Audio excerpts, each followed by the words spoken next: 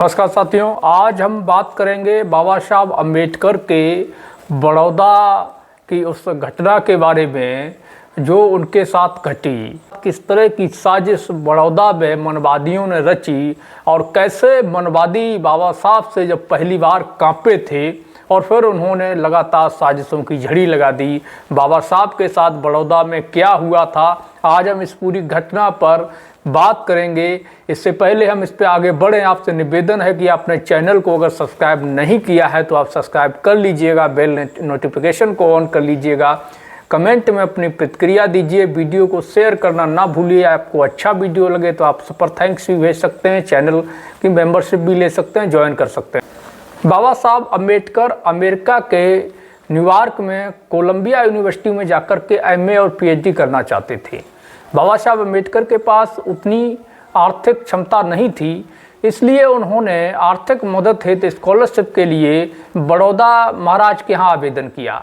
बड़ौदा महाराज के पास जब बाबा साहब का आवेदन पहुंचा तो साईजी गायकवाड़ बड़ौदा नरेश ने आवेदन को स्वीकार किया और 11.50 पाउंड सालाना स्कॉलरशिप की मदद बाबा साहब को की। बड़ौदा में शिक्षा प्राप्ति के बाद सेवा के अनुबंध के साथ में बाबा साहब कोलंबिया यूनिवर्सिटी से एमए पीएचडी करने के बाद 1917 में जब बड़ौदा लौटे तो बड़ौदा नरेश के यहाँ गए, उनसे मिले साईजी गायकवाड़ से। साईजी गायकवाड़ महाराज ने बाबा साहब को सैन्य सचिव की एक बड़ी जिम्मेदारी सौंपी।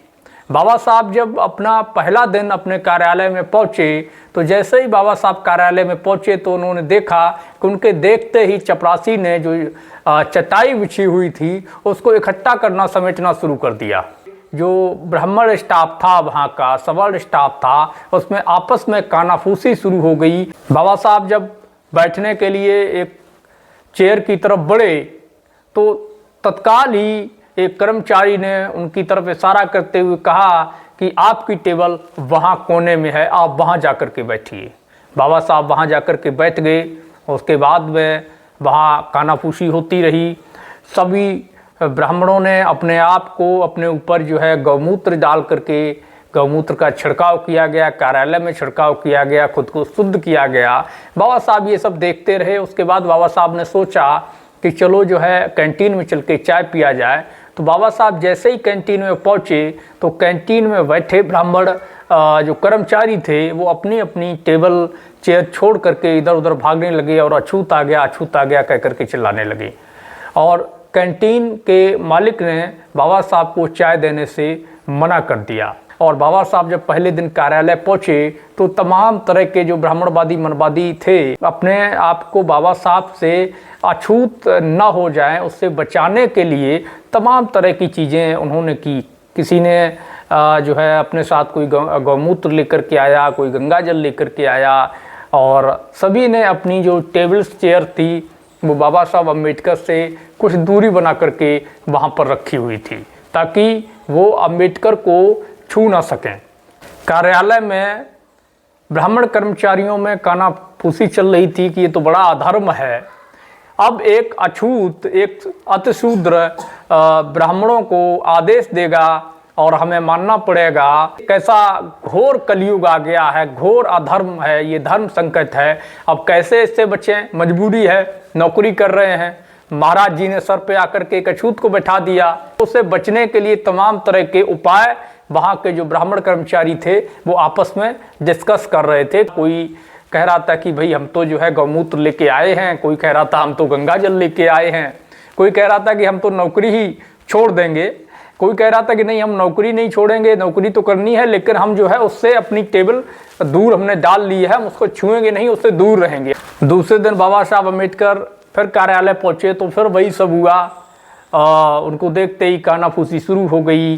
ब्राह्मणों ने अपने ऊपर गौमूत्र की बूंदें डाली, कार्यालय में गौमूत्र गंगा जल का छिड़काव किया गया। किसी ने गीता के श्लोक पढ़े तो किसी ने अपने आप को दूर रखने की कोशिश की और ये सब वहाँ पर चलता रहा।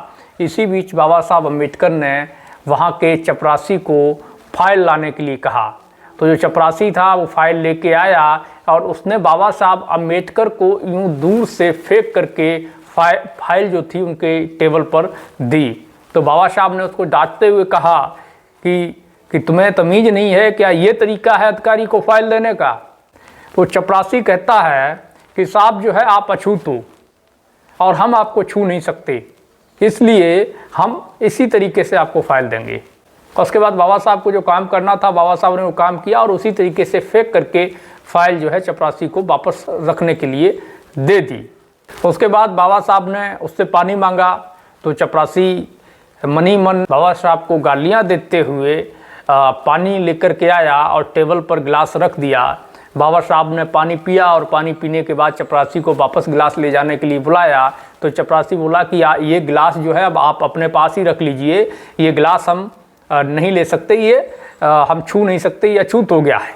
जितनी बार चपरासी जो है बाबा साहब के पास फाइल लेकर के जाता, उनकी मेज तक जाता था, उतनी ही बार जो है अपने ऊपर गौमूत्र की कुछ बूंदों का छिड़काव करवा करके अपने आप को शुद्ध कराता था और फाइल पर भी गौमूत्र की बूंदें छिड़की जाती थी। इसके लिए स्पेशल जो है एक ब्राह्मण कर्मचारी नियुक्त कर दिया गया। अब बड़ौदा नरेश के कार्यालय में बाकी काम तो पीछे छूट गए, सिर्फ एक ही काम विशेष तत्परता से हो रहा था जिसका बेहद खास ख्याल रखा जा रहा था। वो ये था कि एक अछूत से अपने आप को कैसे बचाया जाए और किस तरीके से अपने आप को पवित्र रखा जाए। पूरा जो फोकस वहाँ के ब्राह्मण कर्मचारियों का था वो सिर्फ इसी बात पे था कि उन्हें अपने आप को अछूत होने से बचाना है, अपना धर्म भ्रष्ट होने से बचाना है और इसके लिए जितने उपाय हो सकते थे, गौमूत्र के छिड़काव से लेकर गंगा जल के छिड़काव से लेकर के दूर से फेंक करके फाइल देना, अपनी टेबल चेयर्स को बाबा साहब से काफ़ी दूर रखना। बड़ौदा में बाबा साहब के पास सबसे बड़ा संकट था रुकने के लिए जगह तलाशना। तो बाबा साहब जहाँ भी कमरे के लिए जाते, मकान लेने के लिए किराए पे जाते, वहाँ उनसे उनकी जाति पूछी जाती और जैसे ही वो अपनी जाति बताते उनको मकान देने से किराए पर मना कर दिया जाता। उसके बाद बाबा साहब अम्बेडकर साईं जी महाराज से मिले, उनको ये सारी व्यवस्था बताई, कार्यालय में जो कुछ उनके साथ हो रहा था और जिस तरीके से उनको रहने के लिए मकान नहीं मिल रहा था।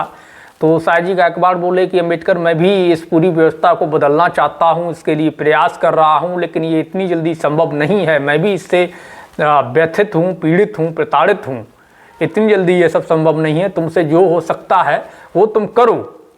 फिर बाबा साहब अम्बेडकर एक पारसी धर्मशाला पहुँचे। उन्होंने सोचा कि पारसी इन सब में नहीं मानते हैं, तो पारसी धर्मशाला जब वो पहुँचे उन्होंने कमरे की बात की। जो वहाँ का चौकीदार था उसने बाबा साहब का नाम पूछा, जाति पूछी, तो जैसे ही उन्होंने अपनी जाति नाम बताया तो उसने कमरा देने से मना कर दिया, ये कहते हुए कि ये सिर्फ पारसियों के लिए है, यहाँ गैर पारसियों को रुकने की अनुमति नहीं है। तो बाबा साहब अम्बेडकर ने उसको अधिक पैसे का लालच दिया।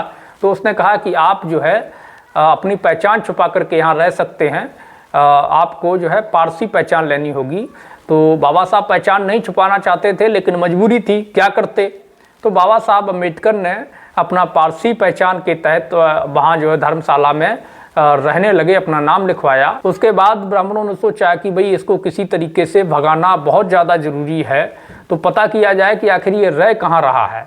फिर बड़ौदा नरेश के कार्यालय के ब्राह्मणों ने एक बड़ा षड्यंत्र रचा और जानकारी की। जानकारी करने के बाद में पता चला कि ये पारसी धर्मशाला में ठहरे हुए हैं। तो ब्राह्मणों ने पारसी समाज के जो लोग थे उनको जाकर के भड़का दिया। पारसियों की 8-10 लोगों की भीड़ जो हाथों में लाठी डंडे लेकर के पहुंची हुई थी, उसने दरवाज़ा खटखटाया। उस समय बाबा साहब अम्बेडकर तैयार हो रहे थे कार्यालय जाने के लिए। तो बाबा साहब अम्बेडकर ने जैसे ही दरवाज़ा खोला तो तुरंत ही उन्होंने कहा कि तुम अभी ये कमरा खाली करो और अगर तुम ये कमरा खाली नहीं करोगे तो तुम्हारे लिए बहुत बुरा होगा। ये कहते हुए उस भीड़ ने बाबा साहब अम्बेडकर के सारे सामान को उठा करके बाहर पटक दिया। बाबा साहब अम्बेडकर ने कहा कि हमें जो है 1 हफ्ते का समय दीजिए, हम कुछ व्यवस्था करेंगे। तो ब्राह्मणों की भड़काई हुई पारसियों की भीड़ ने कहा कि तुम्हें 1 घंटे का भी समय नहीं मिलेगा, तुम्हें तत्काल यहाँ से निकलना पड़ेगा।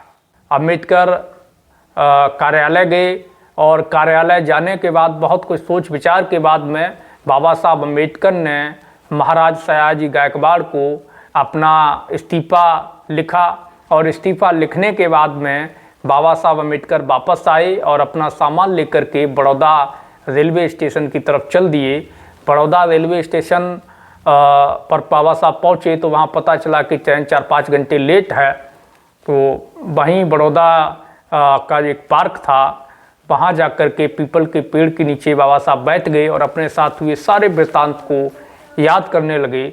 और इन सारे वृत्तांत को याद करते हुए बाबा साहब ने एक शपथ ली कि जो मेरे साथ हुआ है अब वो मैं अपने 7 करोड़ से अधिक संख्या के जो वंचित वर्ग के भाई हैं उनके साथ मैं नहीं होने दूंगा। इसके लिए मुझे चाहे जो करना पड़े, चाहे अब जो कुर्बानी देनी पड़े, मैं उससे पीछे नहीं हटूंगा। ये बाबा साहब ने पीपल के पेड़ के नीचे बैठ कर के शपथ ली और 23 सितंबर 1917 को बाबा साहब अम्बेडकर बड़ौदा छोड़ करके वापस मुंबई चले गए। बाबा साहब अम्बेडकर ने बड़ौदा में रहते हुए, बड़ौदा नरेश के यहाँ कार्यालय में काम करते हुए जो 10-11 दिन का समय बड़ौदा में बिताया, उस समय के दौरान बाबा साहब को सर्वाधिक संकटों का सामना करना पड़ा, सबसे ज़्यादा मुसीबतों का सामना करना पड़ा और बहुत ज़्यादा बाबा साहब को जलील होना पड़ा, अपमानित होना पड़ा। उस समय बाबा साहब को ये अच्छे समझ में आ गया कि अब जो है कुछ करना है तो इस जातिवादी, वर्णवादी, मनवादी जो व्यवस्था है इसके समूल नाश के लिए काम करना है। और फिर बाबा साहब ने जो आगे कदम बढ़ाया, उसके बाद पूरे मनवाद की जड़ें आज भी दरक रही हैं। जब जब हम जय भीम बोलते हैं तब तब मनवादी कांप उठते हैं।